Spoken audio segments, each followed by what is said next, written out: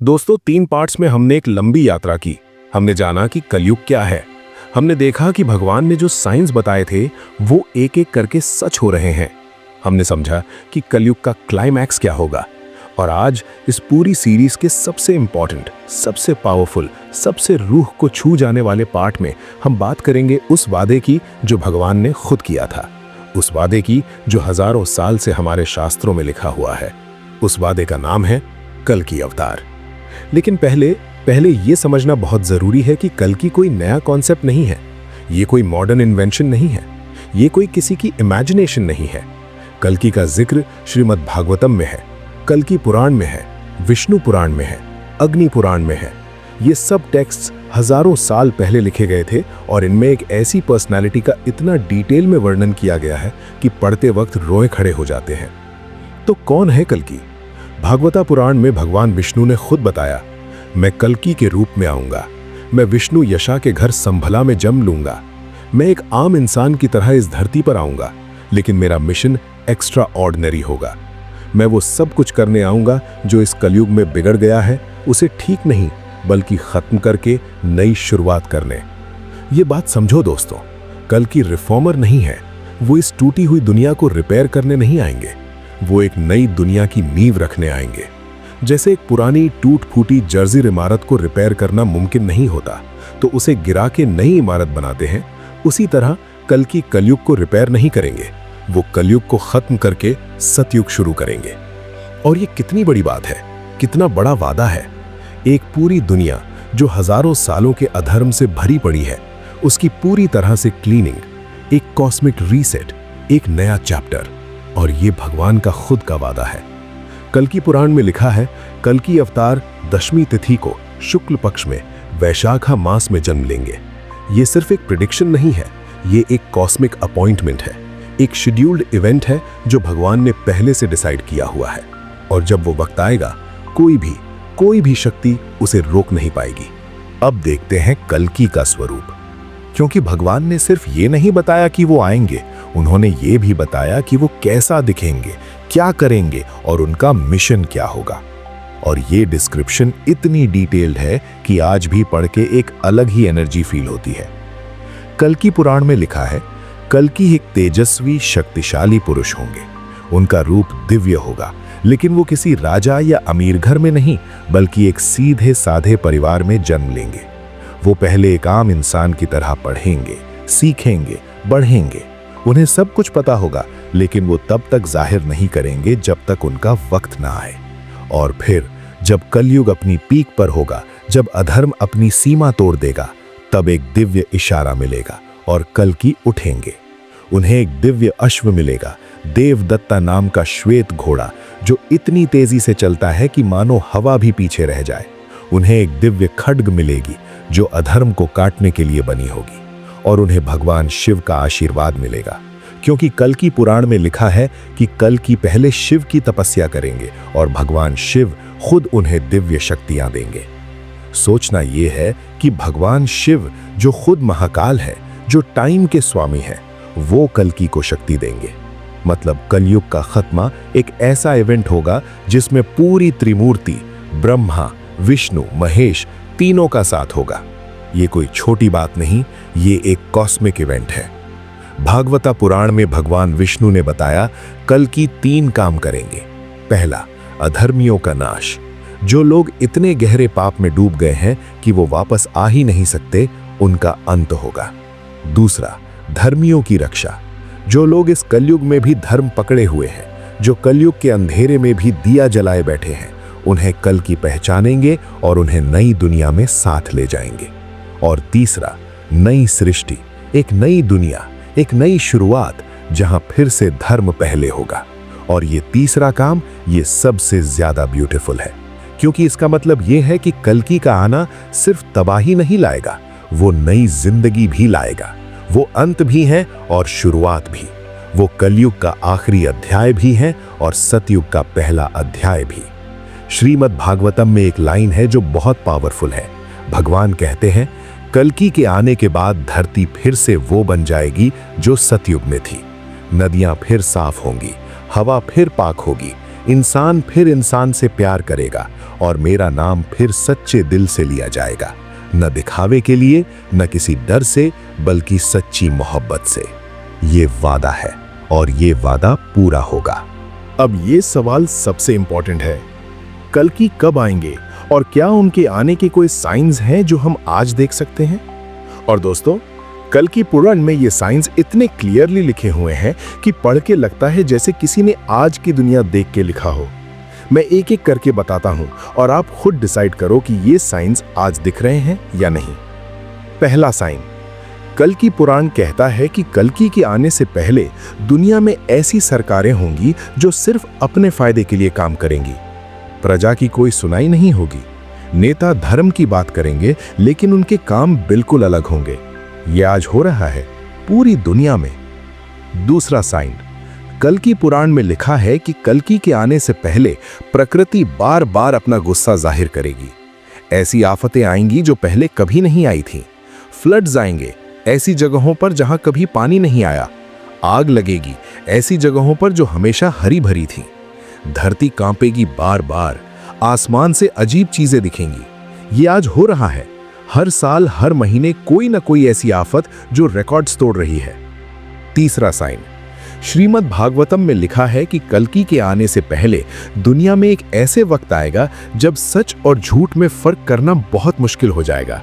लोग झूठ को सच मानेंगे, सच को झूठ बोला जाएगा और आम इंसान इतना कंफ्यूज हो जाएगा कि उसे समझ ही नहीं आएगा कि वो क्या बिलीव करे। आज के फेक न्यूज़ एरा में क्या ये सच नहीं है? आज एक ही इवेंट के बारे में 1000 अलग अलग वर्जन्स हैं। हर कोई अपना सच लेकर घूम रहा है। असली सच ढूंढना एक काम बन गया है। चौथा साइन, देवी भागवतम में लिखा है कि कल्कि के आने से पहले स्त्रियां यानी महिलाएं बहुत परेशान होंगी।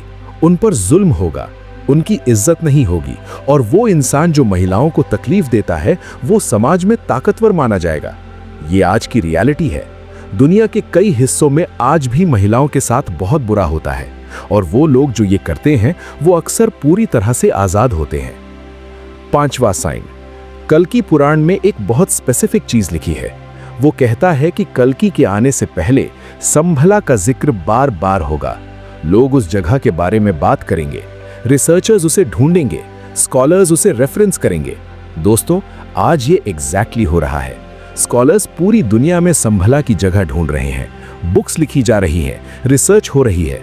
एक जगह जो हजारों साल पहले एक टेक्स्ट में थी वो आज चर्चा में है। क्या ये कोइंसिडेंस है? साइंस की बात करें तो एस्ट्रोफिजिसिस्ट्स कहते हैं कि कॉस्मिक साइकिल्स एग्जिस्ट करते हैं। जुपिटर और सैटर्न का एक ग्रैंड कंजंक्शन होता है जो अप्रॉक्सिमेटली हर 20 साल में होता है।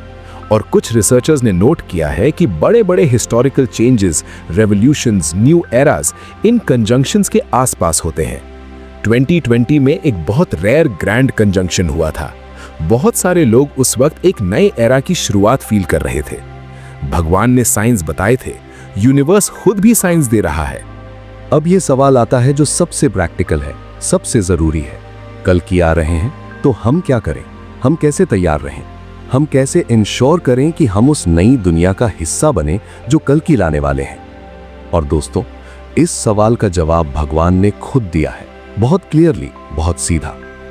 भागवत पुराण में भगवान विष्णु ने कहा, जो इंसान कलयुग में भी अपना धर्म निभाता है, जो कलयुग के अंधेरे में भी अपनी आत्मा की रोशनी को बुझने नहीं देता, वो इंसान कल्कि के आने पर सबसे पहले पहचाना जाएगा। वो इंसान नई दुनिया में जगह पाएगा, क्योंकि कल्कि तबाही लाने नहीं आएंगे, वो सिलेक्शन करने आएंगे। वो देखेंगे कि इस कलयुग में कितने लोग थे जो अंधेरे में भी दिया जलाए बैठे रहे। और वो दिया क्या है? श्री कृष्ण ने गीता में बताया, श्रेयान स्वधर्मो विगुणः पराधर्मात् स्वनुष्ठितात्। अपना धर्म निभाना, चाहे वो छोटा लगे, चाहे वो मुश्किल लगे, वो दूसरे का धर्म परफेक्टली निभाने से बेटर है। मतलब अपनी जिंदगी में सच्चे रहना, अपने घर में सच्चे रहना, अपने काम में सच्चे रहना। छोटी छोटी सच्चाई, वो कलयुग के खिलाफ सबसे बड़ी लड़ाई है। कल्कि पुराण में एक बहुत प्यारी बात लिखी है, जब कल्कि इस धरती पर आएंगे तो वो पहले उन लोगों को ढूंढेंगे जो इन क्वालिटीज के साथ जी रहे होंगे। पहली क्वालिटी, सत्य। जो इंसान सच बोलना नहीं छोड़ा, चाहे उसे कितना भी नुकसान हुआ हो। दूसरी क्वालिटी, करुणा, जो इंसान दूसरों का दर्द फील करना नहीं भूला, चाहे कलयुग ने उसे कितना भी सेल्फिश बनाना चाहा। तीसरी क्वालिटी भक्ति, जो इंसान भगवान से रिश्ता नहीं तोड़ा, चाहे दुनिया ने उसे पागल कहा। और चौथी क्वालिटी सेवा, जो इंसान सिर्फ अपने लिए नहीं जिया, जो किसी ना किसी के काम आता रहा। ये 4 क्वालिटीज, सत्य, करुणा, भक्ति, सेवा, ये कल्कि का सिलेक्शन क्राइटेरिया है। और मैं पूछता हूं, क्या ये क्वालिटीज इम्पॉसिबल है? क्या ये बहुत मुश्किल है? नहीं दोस्तों, ये क्वालिटीज हर इंसान में है, बस कलयुग ने उन्हें अंदर बहुत गहरे दबा दिया है। उन्हें वापस ऊपर लाना होगा। माता दुर्गा के बारे में एक बहुत इंपॉर्टेंट बात है। दुर्गा सप्तशती में लिखा है, माता कहती हैं, जो मुझे पुकारेगा सच्चे दिल से, मैं आऊंगी। चाहे कलयुग हो, चाहे पूरी दुनिया अधर्मी हो, मैं एक सच्चे भक्त की पुकार सुनती हूं। सिर्फ एक सच्चे दिल की जरूरत है और माता का हाथ आ जाता है। तो दोस्तों, कल्कि का इंतजार करो, लेकिन इंतजार करते करते बैठना मत। इंतजार करते करते अपने आप को वो इंसान बनाओ जिसे कल्कि ढूंढेंगे। अपने अंदर सत्य जगाओ, अपने अंदर करुणा जगाओ, अपने अंदर भक्ति जगाओ, अपने अंदर सेवा जगाओ। और जब कल्कि आएंगे तो वो तुमसे मिलके पहचानेंगे, क्योंकि तुम ऑलरेडी वो काम कर रहे होगे जो नई दुनिया की नींव बनाता है। दोस्तों, ये सीरीज का ये आखिरी सेगमेंट है और मैं चाहता हूं कि ये सेगमेंट आपके अंदर कुछ ऐसा छोड़ जाए जो बहुत देर तक रहे, जो सिर्फ एक वीडियो की तरह ना गुजरे, बल्कि जो एक सीड की तरह अंदर घुस जाए और वक्त के साथ बढ़ता रहे। इस पूरी सीरीज में हमने बहुत कुछ देखा। कलयुग क्या है, उसके साइंस क्या है, उसका क्लाइमैक्स क्या होगा और कल्कि कौन है और वो कब आएंगे। लेकिन इन सब बातों के बीच एक चीज जो मैं बार बार फील करता रहा, वो ये है कि भगवान ने ये सब इसलिए नहीं बताया कि हम डर करके बैठ जाएं। भगवान ने ये सब बताया क्योंकि वो चाहते हैं कि हम जागें। भागवता पुराण में एक बहुत गहरी बात है। शुकादेवा गोस्वामी कहते हैं, जो इंसान कलयुग को समझ लेता है, जो उसकी नेचर को समझ लेता है, वो इंसान कलयुग से ऊपर उठ जाता है। कलयुग उसे अफेक्ट नहीं करता, क्योंकि कलयुग का असर सिर्फ उन पे होता है जो अनजाने में इसके अंधेरे में चल रहे हैं। जो जानबूझकर चलता है वो अंधेरे में भी अपनी राह ढूंढ लेता है। और ये सीरीज ये इसी काम के लिए थी। तुम अब अनजाने नहीं हो, तुम अब जानते हो, तुम अब समझते हो, और ये ज्ञान ये तुम्हारा कवच है। श्री कृष्ण ने अर्जुन से गीता में कहा था, मां शुचः, डरो मत, घबराओ मत, मैं हूं, मैं हमेशा हूं, हर युगा में हूं, हर वक्त में हूं। जब जब तुम मुझे सच्चे दिल से पुकारते हो, मैं आता हूं। ये वादा है, श्री कृष्ण का वादा, और कृष्ण ने जो वादा किया वो कभी तोड़ा नहीं। कल्कि आएंगे ये तय है, सतयुग आएगा ये तय है, नई दुनिया आएगी ये तय है। लेकिन उस नई दुनिया में तुम्हारी जगह है या नहीं, ये तुम तय करते हो अपने हर एक फैसले से, अपने हर एक कदम से, अपनी हर एक अच्छी डीड से, अपने हर एक सच्चे बोल से। आज रात जब तुम सोओगे तो एक काम करो, सिर्फ एक, अपनी आंखें बंद करो, अपने दिल के अंदर जाओ और वहां जो दिया है, चाहे वो कितना भी छोटा हो, चाहे उसकी रोशनी कितनी भी हल्की हो, उसे थोड़ा और तेज करो। अपने आप से एक वादा करो कि कल का दिन आज से थोड़ा बेहतर होगा, थोड़ा सच्चा होगा, थोड़ा प्यारा होगा। क्योंकि ये छोटे छोटे दियों की रोशनी मिलके एक बड़ी रोशनी बनती है, और वो बड़ी रोशनी कलयुग के अंधेरों को चीर देती है। और जब वो रोशनी काफी तेज हो जाएगी, तब कल्कि को इतनी दूर से आने की जरूरत भी नहीं पड़ेगी, क्योंकि हम खुद अपने अंदर का कल्कि जगा चुके होंगे। तमस्सो मां ज्योतिर्गमया, अंधेरों से मुझे प्रकाश की तरफ ले चलो। मृत्योर्मा अमृतम गमया, मृत्यु से मुझे अमरता की तरफ ले चलो। असतो मां सद्गमया, झूठ से मुझे सच की तरफ ले चलो। ये प्रार्थना है दोस्तों, ये वादा है, ये रास्ता है। धर्म जिंदा है, कल्कि आ रहे हैं, सतयुग आएगा, और हम सब मिलके उस दिन के लिए तैयार हैं। जय श्री राम, हर हर महादेव, जय माता दी, जय जय कल्कि।